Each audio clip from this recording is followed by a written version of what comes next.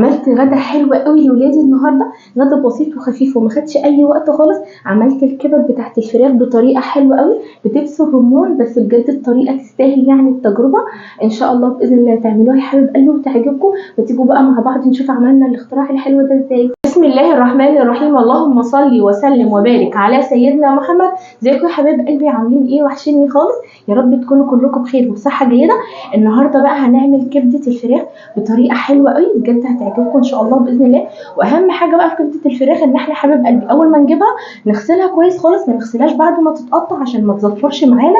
طبعا انا غسلتها ونقعتها بقى النقعه الحلوه، وشايفين كده الجمال. واهم حاجه نجيبها كمان من مكان يكون مضمون. نحطها بقى كده، طبعا غسلينها كويس خالص وعاملين لها نقعه حلوه. هنقطع بقى كده بالشكل دوت. عايزه اقطعها كده خفيفه خالص عشان خاطر طعمها يبقى حلو كده كده يا حبيب قلبي، طريقه حلوه قوي. وطبعا انا بقيت انزل الفيديوهات بتاعتي يعني من بعد الساعه 6 كده، طبعا دوت بقى لحبايب قلبي. ويا ريت نفعل الجرس يا حبيب قلبي يوصل لكم ان شاء الله باذن الله اشعار بكل الفيديوهات اللي انا بنزلها.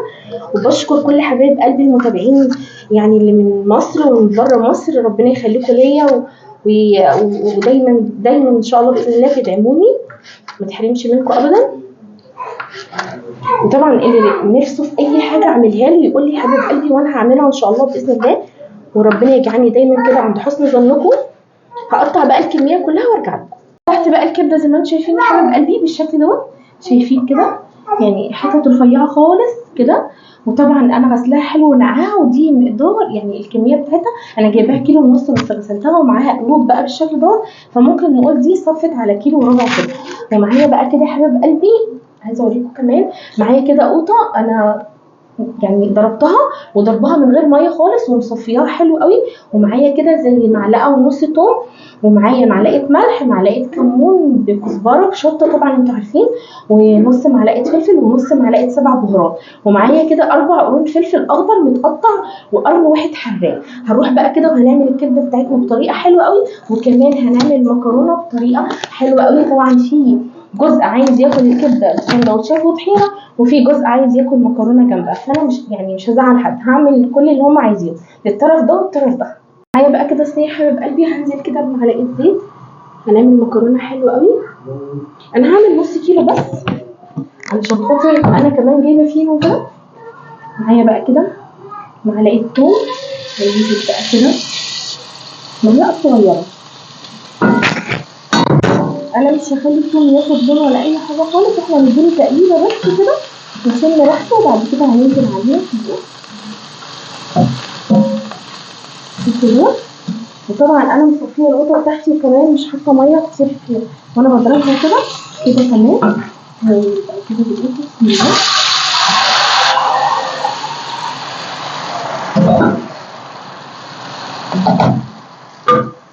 هنزل بقى كده بفلفل اسود، ربع معلقه فلفل اسود، ومعلقه صغيره سكر،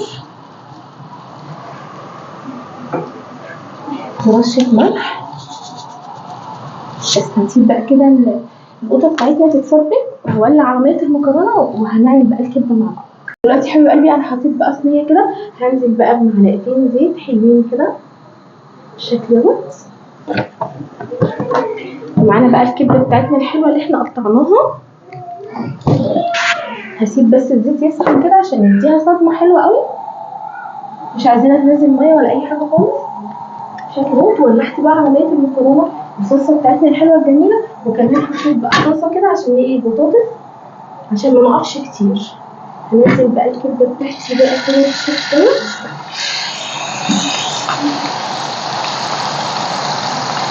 نزلت بقى بالكبده دي حبيب قلبي زي ما انتم شايفين كده، وما قلبتش ولا اي حاجه خالص. هننزل بقى تقليبه علشان خاطر مش عايزينها ايه تنزل ميه وكده، يعني لازم يديها صدمه حلوه الاول. نقلبها بقى كده، وهننزل ايه بالبهارات بتاعتنا. البهارات بتاعتي بقى معلقه ملح، ونص معلقه سبع بهارات، نص معلقه فلفل صغيره، ونص معلقه كمون. والكمون فيه كزبره وفيه شطه. لو مفيش بقى كمون محوج زي اللي عندي ده، هتنزلي بقى ايه بمعلقه نص معلقه من كل حاجه زي ما انا قلت كده. نص معلقه هتبقى فيها كزبره وفيها شطه وكمون. نقلب بقى الكبد بتاعتنا الحلوه الجميله دي، وهنعمل بقى دايره حلوه كده في النص، وهننزل بقى ايه بالثوم. وانا هنا كده معايا معلقه ثوم، هناخد معلقه ثوم كده، هنخلي دي بقى صلصه طحينه. ننزل بقى الثوم بتاعنا كده، نقلب تقليبه حلوه، والصلصه بتاعتي يعني قربت تخلص. انا عملت يعني صلصه في صينيه وكده عشان هو نص كيلو بس، وكمان بقلب البطاطس. نروح بقى كده على كده بتستوي، نروح نعمل مع بعض احلى سلطه طحينه.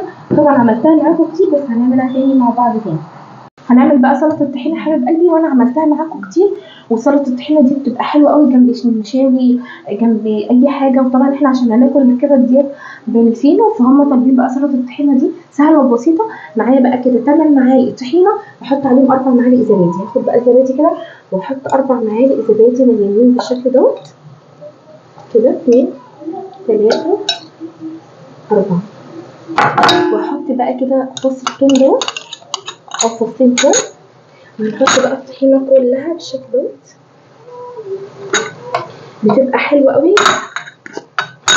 معلقه بتبقى حلوه قوي، وطعمها بيبقى لذيذ وكريميه كده وحلو خالص بالشكل ده. وهنحط يا اما نحط معلقه خل يا اما نحط ليمون. هنحط بقى كده رشه ملح، ربع معلقه، وهنحط كمان تبقى ربع معلقه كمون يا حبيب قلبي. نضرب بقى المعلقه بتاعتنا، وهنحط معلقه خل. هنضرب بقى كل ده كده لما يبقى كريمي خالص. واخر بقى حاجه هنزودها هو الزيت. شايفين بقى قد ايه كريميه وحلوه قوي. لو لقيتوها تقيله معاكم ممكن نزود معلقه زبادي كمان لغايه ما تظبط بقى القوام بتاعها الحلو ده. شايفين القوام؟ قوامها حلو قوي وريحتها جميله. طبعا اللي بيحب الشطه ممكن يزود شطه عادي خالص. انا هحط رشه خفيفه خالص عشان انا معايا ولاد صغيرين. وكمان الطحينه بتاعتي دي طحينه من اللي هي بيبقى فيه فاتح وفيه غامق، دي تقريبا غامقه يعني مش زي كل مره بجيبها يعني كده. دلوقتي الكبده بتاعتنا بقى يعني خلاص استوت. طبعا سامعين الصوت ده؟ في الوقت ده بقى هزود الفلفل بتاعي. انا بحب الفلفل يبقى ايه محتفظ كده يعني بشكله، يعني ما يتهريش وكده. ومعايا بقى كده معلقه اللي هتفرق معانا خالص في الطعم وهتدينا طعم حلو قوي. وفعلا اللي هياكل الكبده بتاعتنا مش هيقول دي كبده فراخ كده. هننزل بمعلقه دبس معلقه بالشكل ده بس، مش اكتر من كده. حاجه بسيطه وسهله وبجد ما خدتش اي وقت خالص.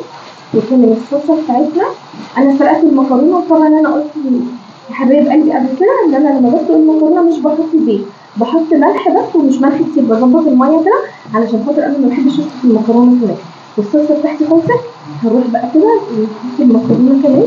البطاطس بقى لها مرتين كده مش مظبوطه خالص معايا، جبتها بس تقريبا دي بطاطس صواني واللي بتتحط بقى تحت الفراخ وكده بتحلون كده، مش بطاطس قليله بس حلوه. كله ماشي كله ماشي. الريحه حلوه قوي ويا ريت تجربوا الطريقه دي. وطبعا مع نص معلقه سبع بهارات اللي احنا حاطينها نديهم الكبد بتاعتنا ريحه حلوه قوي. هنروح بقى كده نحط المكرونه، نحط بقى الطماطم بالشكل ده حبيب قلبي وريحه حلوه قوي. يعني فص الثوم ده بيفرق خالص في المكرونه بتاعتنا. يا ريت تجربوها تعجبكم الطريقه. سلقنا بقى المكرونه بتاعتنا كده، هقلبها بقى تقليبه وهسيبها بس دقيقتين كده على النار وبعد كده نقدمها. وطبعا الكبده بتاعتنا خلصت كده. نخرج البطاطس وعملت لغايه اجمل سلطه طحينه حلوه قوي بالشكل ده. احلى طريقه للمكرونه يا حبيب قلبي. شايفين كده جميله وحلوه قوي. وطبعا فص الثوم اللي احنا حاطينه ده مديها ريحه حلوه قوي. شايفين كمان محتفظه بقى بلونها. وكمان الصلصه ماسكه على المكرونه ازاي عشان احنا مش بنحط زيت وهي بتتسلق. نفضيها بقى كده ونروح نشوف اكلتنا الحلوه. خلصنا بقى غدانا يا حبايب قلبي. زي ما انتم شايفين المكرونه حلوه قوي، اتمنى ان شاء الله باذن الله تجربوها. انا مش بحبها بالبصل، الثوم كده بتبقى طعمها حلو قوي، وساعات مش بحط ثوم خالص، بس هي طعمها جميل. ان شاء الله باذن الله تجربوها وتعجبكم. والكبده بقى بتاعت الفراخ بالدبس الرمان وبالطريقه دي حلوه قوي، بجد بجد هتعجبكم. واخر حاجه بقى هي عصره الليمون الحلوه الجميله بتاعتنا بقى كده بالشكل دوت. ومعايا بقى سلطه الطحينه، شايفين قد ايه كريميه وحلوه خالص، كريمه يعني مش سلطه طحينه. ومعانا بقى كده الفينو الحلو بتاعنا، هناخد كده معلقه. هناخد بقى كده من الكبده يا حبيب قلبي، قد ايه هي جميله وريحتها حلوه قوي. وبجد لما نغسلها كويس خالص وبعد كده بقى نقطعها ما بتبقاش زفره ولا حاجه خالص، وبتبقى ريحتها جميله. والتبس الرمان بقى والطريقه ديت حلوه خالص. هناخد بقى كده معلقه سلطه طحينه، وهننزل بقى كده زي جمال والجمال. شايفين قد ايه الساندوتش حلو قوي. وكمان عملت لهم مكرونه، انا ما رضيتش ازعل حد خالص يعني، رضيت كل الاطراف. عملت لهم مكرونه وكمان اللي عايز ياكل بفينو. قليت البطاطس، بس البطاطس مرتين بتخدعني، مش عارفه ليه حلوين كده. تقريبا دي بتاعت الصواني. وغدانا سهل وبسيط وخفيف يا حبيب قلبي، وما اخدش اي وقت خالص.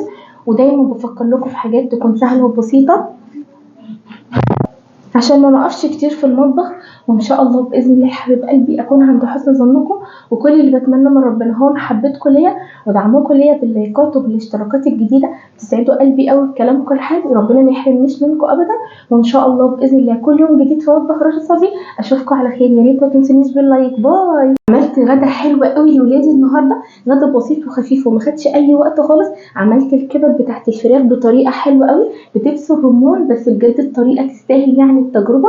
ان شاء الله باذن الله تعملوها يا حبيب قلبي وتعجبكم، وتيجوا بقى مع بعض نشوف عملنا الاختراع الحلو ده ازاي.